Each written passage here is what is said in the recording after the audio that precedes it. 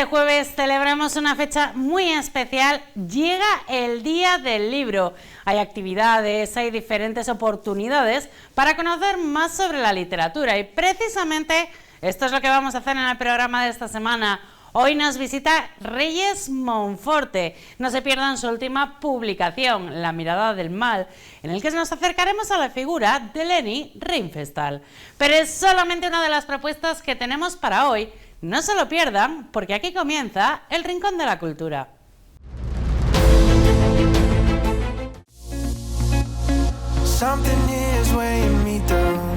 Santander celebra desde este viernes y hasta el domingo el Día Internacional de la Danza con el programa Santander Baila. Colaborarán las escuelas de baile de la ciudad y comienza en el anfiteatro del Centro Botín con el Urban Flow Dance, una muestra de bailes urbanos.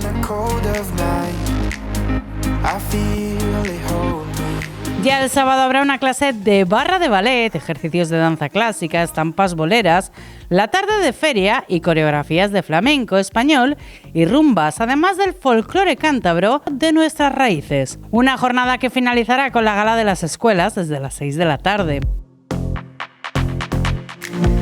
El domingo se cierra con Latin Dance, aunque la programación acabará el 29 de abril, Día Internacional de la Danza, con la actuación de la asociación Cantabria Danza.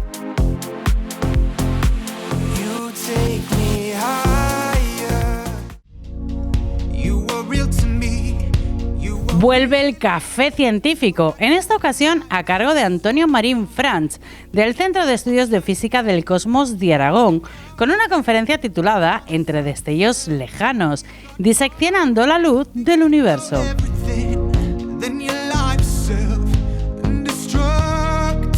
El Café Científico es un espacio en el que se acercarán las ciencias a la sociedad de una forma grata y amigable. Desde el Instituto de Física de Cantabria, organizador, pretenden que cualquier persona con algún interés en la ciencia tenga la oportunidad de conocer e interactuar con profesionales de distintas áreas del conocimiento.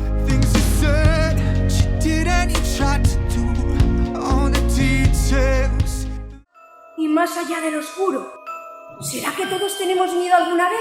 Continúa el ciclo Family en Escena Miriñaque. Arranca con Moritz y el pequeño Mons este fin de semana. Moritz es una niña a punto de cumplir 5 años que se pregunta si algún día podrá ser tan valiente como una heroína. Yo no tengo ninguna ganas de hacer pis, no señor. Así que no tengo por qué atravesar ningún pasillo largo y oscuro. Niñita! Moritz propone un viaje a través del pasillo de los miedos, el espacio que algunas veces hay que recorrer en la oscuridad de la noche, cuando es necesario ir hasta el cuarto de baño. ¿Cómo supo mi nombre?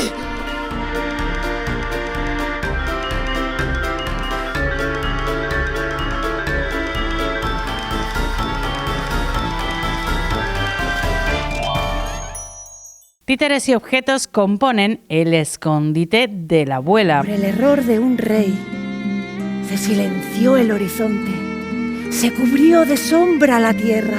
Basado en la antigua leyenda japonesa del monte Ubasute, una historia sobre la importancia de los ancianos en la sociedad y de su papel como transmisores de conocimiento y memoria. Ante la falta de presupuestos para la construcción de esta torre, todas las familias, todas, en donde haya abuelos y o abuelas, tendrán que subir a estos al monte del olvido y dejarles allí abandonados. Cuenta la leyenda que un rey tirano obligó a los aldeanos a abandonar en un monte a todos los ancianos al cumplir 70 años. Pero unos niños deciden esconder a su abuela para que nadie la encuentre.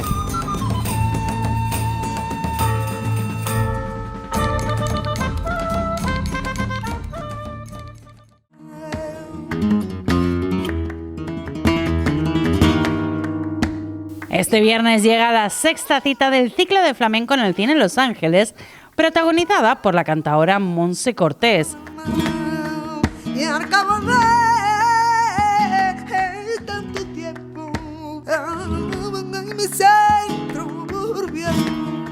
Apodada la Perla de la Mina, el barrio barcelonés donde nació, es una de las voces más solicitadas, respetadas y personales del flamenco contemporáneo. Ha compartido escenario con La Paquera de Jerez, Sara Varas, Juan de Juan, Joaquín Cortés y Paco de Lucía. Se presenta en el escenario Los Ángeles acompañada por el bailaor Juan Antonio Fernández Montoya Barullo.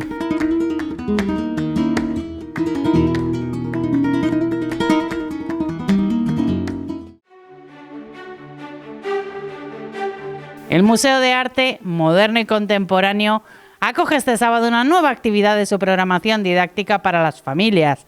Bajo el título El Museo Suena, es una propuesta pensada para niños y niñas de 6 meses a 3 años.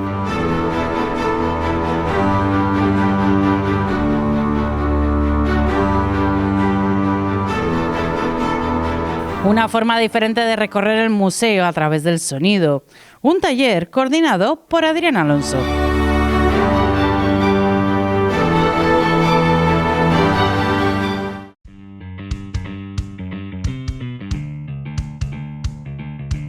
Vuelve el cuento clásico de La Cenicienta de una forma como nunca antes se había vivido. La Tomasa Teatro presenta una versión llena de locura, diversión y mucha música para toda la familia. Aquí. Y tengo que pensar a quién quiero invitar. Lo único que espero es poderme enamorar. Con canciones totalmente inéditas harán que los niños y adultos bailen y se emocionen. Principito, en mi castillo yo estaba muy a gustito. Un musical que transforma la historia que todos conocen en una experiencia teatral vibrante y original. Yo soy el principito, en mi castillo yo estaba muy a gustito. Mis pretendientes vendrán a este baile y entre todas estarás ahí. Tenemos 300 años de historia para saber que se puede soñar en español. Los inmensos territorios que forman Estados Unidos tienen en su mayoría raíz hispana. Siendo el segundo país con mayor número de hispanos, también es uno de los que tiene sus raíces más descuidadas. Por eso llega el documental We the Hispanos. Los Apaches son una gran raza. The Apaches are a great race, sir. They've never been conquered. How many people speak Spanish here? Oh, wow. De Coronado a Gálvez, María Jesús de Ágreda, Junípero Serra, de los Charros de Salamanca a los Cowboys, pasando por Jalisco. Todo ello forma parte de esta película que va a mostrar que la hispanidad es protagonista de la historia y del presente de este gran país.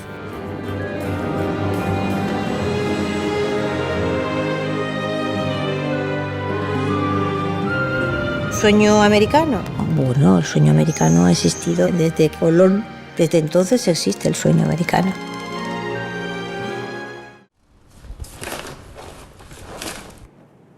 I haven't looked at this for a long time. The Designer is Dead sigue a Miguel Adrover, el revolucionario diseñador afincado en Nueva York que transformó la moda con audaces afirmaciones sobre multiculturalismo, sostenibilidad y política.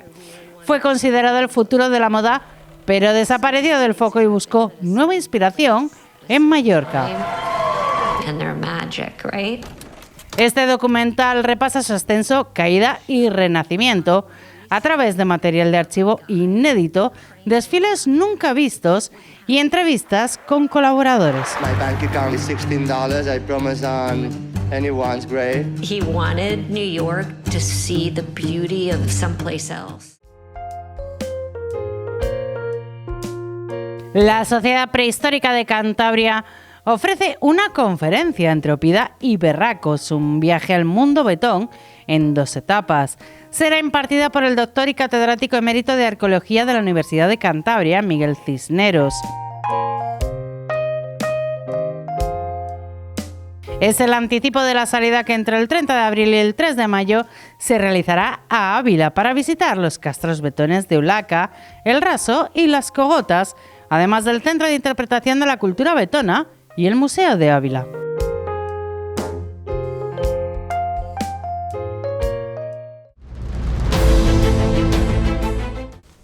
Hoy nos vamos a acercar a la Alemania nazi, pero no se asusten porque lo vamos a hacer a través de la literatura, a través de este libro, La mirada del mal, nueva novela de Reyes Monforte.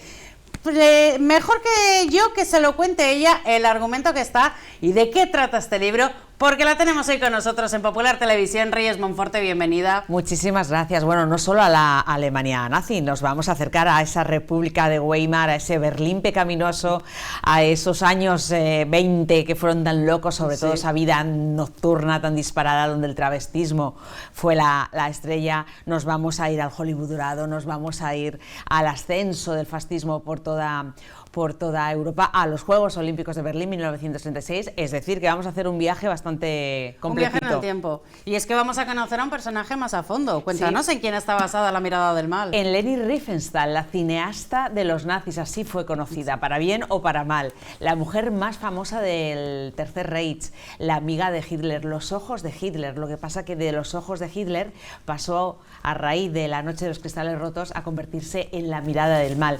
Pero fue la mujer, fíjate, en la revista New Yorker en 1964 publicó un reportaje sobre ella y dijo: es fascinante ver a una mujer desenvolverse como Leni Riefenstahl en una Alemania de hombres, en una Alemania masculina, en una Alemania machista como era ese 1974, pero ella se convirtió en la cineasta de los nazis.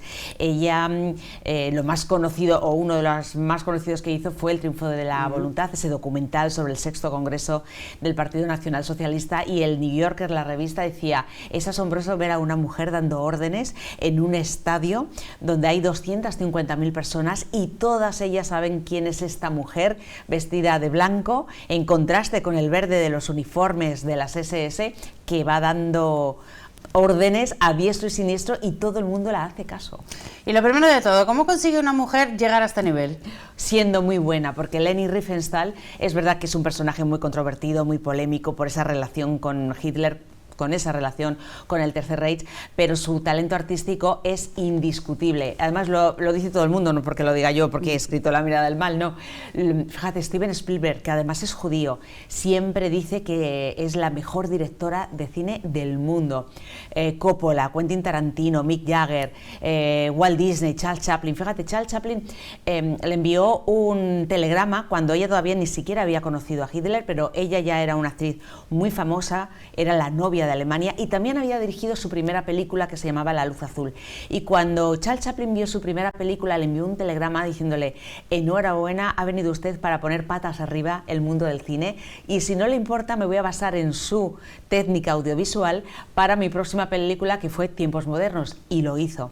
Es decir, que fue una mujer muy aclamada, muy aplaudida, muy venerada. Además era muy guapa, personalmente era muy liberal, tenía una vida amorosa, digamos, muy activa, vamos a decirlo así. Fíjate cómo sería de activa que ella, cuando dirigió la película sobre los Juegos Olímpicos de Berlín 1966, bueno, el atleta más guapo fue el estadounidense Glenn Morris, que además luego hizo las películas de Tarzán en Hollywood, y tuvieron una relación que duró lo que duró los Juegos Olímpicos. Y cuando Glenn Morris ganó la medalla de oro, en vez de quedarse en el podio, bajó del podio, se fue hacia Leni Riefenstahl, le abrió la blusa delante de 110.000 espectadores que había en ese estadio de Berlín y la besó en los pechos. Y fue un escándalo porque además Goebbels y Hitler estaban viéndolo todo desde el palco. Bueno, sería un escándalo ahora, no me quiero imaginar en la Ahora época. ya estaría detenido Glenn Morris, sí. y esperando juicio, seguramente.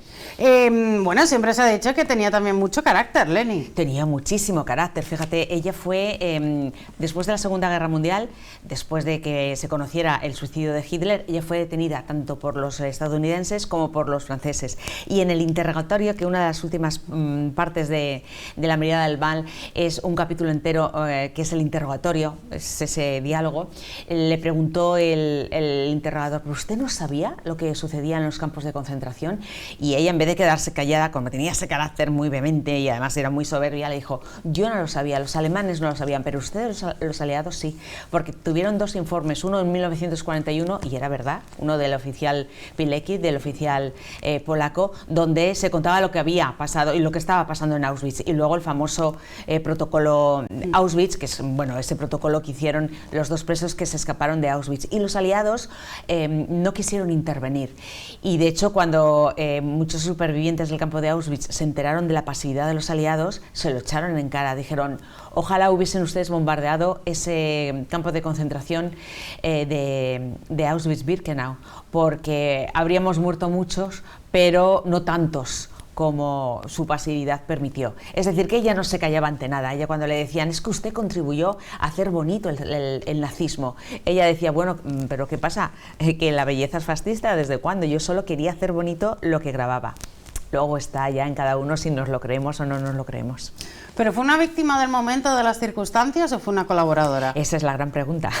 Esa es la gran pregunta que no te puedo contestar, porque se lo vamos a dejar a los lectores para que lo descubran. Para que cada uno saque sus propias conclusiones, pero bueno, se dan las respuestas. Y además vamos a encontrar a una Leni Riefenstahl enamorada de Cantabria, enamorada de Santander, porque ella pensaba hacer un documental sobre España. Lo que pasa que Franco, fíjate, fue el único líder europeo que le negó la financiación. Stalin, Mussolini, todos querían que le hicieran un documental, pero Franco dijo que no sé, claro, él se estaba preparando la película Raza, pero vino aquí y fue lógicamente a las pinturas, la cueva de Altamira y demás, y le llamó mucho la atención pues esa luz que tenían, y la iba a incluir, iba a hacer un episodio especial sobre esta tierra, pero nos quedamos sin el documental de Leni Riefenstahl sobre España.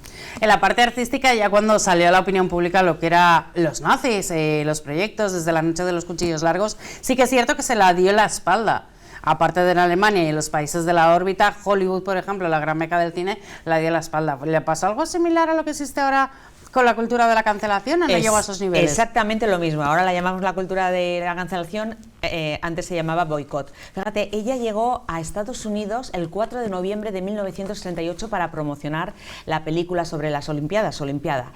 4 de noviembre de 1938, y el titular con el que fue recibida fue tan bonita como una cruz gamada. Fíjate el titular, y ya era en 1938. Tuvo la mala suerte, entre comillas, la mala suerte real la tuvieron los judíos, que 5 días después estalló la Noche de los Cristales Rotos. Quema de sinagogas, asesinato de judíos, traslado de judíos a campos de retención que entonces no se sabía que eran de concentración, y claro, la Liga Antinazi de Hollywood, que era muy poderosa en toda la industria del cine, llamó al boicot, cultura de la cancelación hoy en día, de Leni Riefenstahl y también de Olimpiada. Y todo el mundo, distribuidores, directores, productores, todo el mundo le dio de lado. Incluso tenía una cena con Gary Cooper que le falló. No pudo verse con Humphrey Bogart como quería, con Bette Davis. El único que la recibió y que dio una cena en su honor fue Walt Disney, que era un gran admirador, y Charles Chaplin. Y Walt Disney fue entonces cuando le explicó, mira, Leni, después de la Noche de los Cristales Rotos, no te van a recibir bien, porque aquí la mayoría de los productores, un 90% de los productores de cine son judíos, y con todo lo que está pasando en Alemania te van a cerrar las puertas, y tuvo que regresar a Alemania. ¿Y qué fue de ella? En 1945 es detenida una vez que cae a Alemania. ¿Qué fue después de Leni?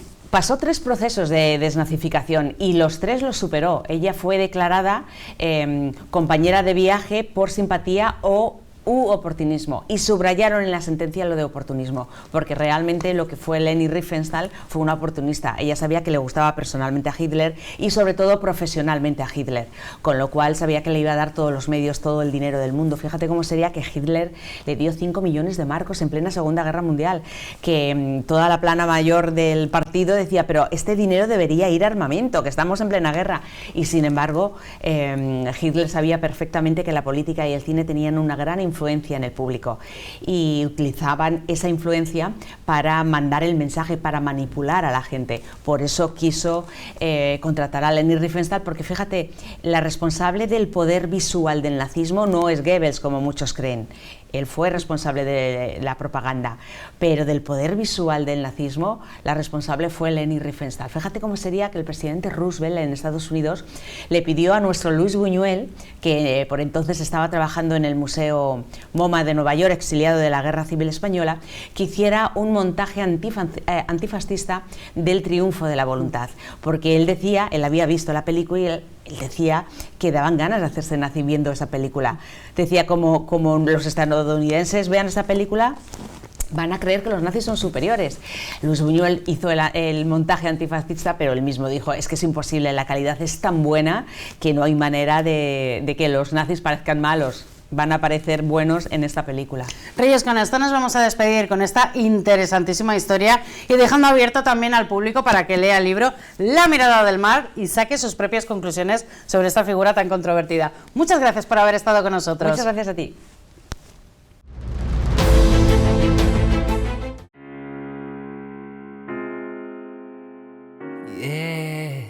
El Agora Luis Toca celebra este sábado, día 25, un homenaje a la escritora, política y pedagoga Matilde de la Torre en el cementerio de Cabezón de la Sal, la localidad en la que nació y con la que siempre tuvo un fuerte vínculo. Un acto de acceso libre que incluye una ofrenda floral en su memoria. Matilde de la Torre destacó por su amplia formación autodidacta y su inquietud intelectual en una época en la que el acceso de las mujeres al conocimiento era limitado. Quizá porque mi niñez sigue jugando en tu playa. Escondido tras las cañas duerme mi primer amor. Llevo tu luz y tu olor por donde quiera que vaya. La amontonao en tu arena. Guardo amor, juegos y penas yo. La tercera edición del Festival Torreboleros se acerca. Será el 2 de mayo en el Teatro Municipal Concha Espina. Un evento que contará con la Asociación Jueves de Boleros y la Asociación Cántabra de Músicos de Jazz. Una propuesta que fusiona ambos estilos con un espectáculo conjunto. Aquellos ojos verdes de mirada serena. Más de 40 personas estarán sobre el escenario. Eterna sed de amar, anhelos de caricias.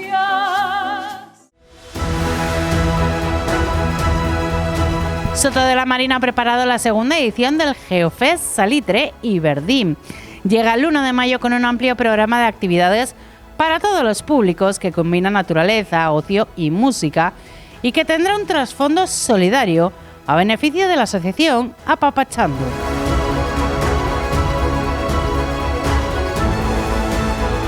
La programación arranca a las 11 de la mañana con la actividad sensorial organizada por Costa Quebrada en el entorno de San Juan de la Canal. Tras ello se presentará oficialmente el Geofest y se abrirá el mercadillo de productores locales. Ya por la tarde se celebra el Birle Solidario con gaiteros, actividades como Ponte en mi lugar de Apapachando, cuentacuentos a cargo de la Fundación Real Racing Club y la dinamización con Sunset Audiovisuales y sus zancudos.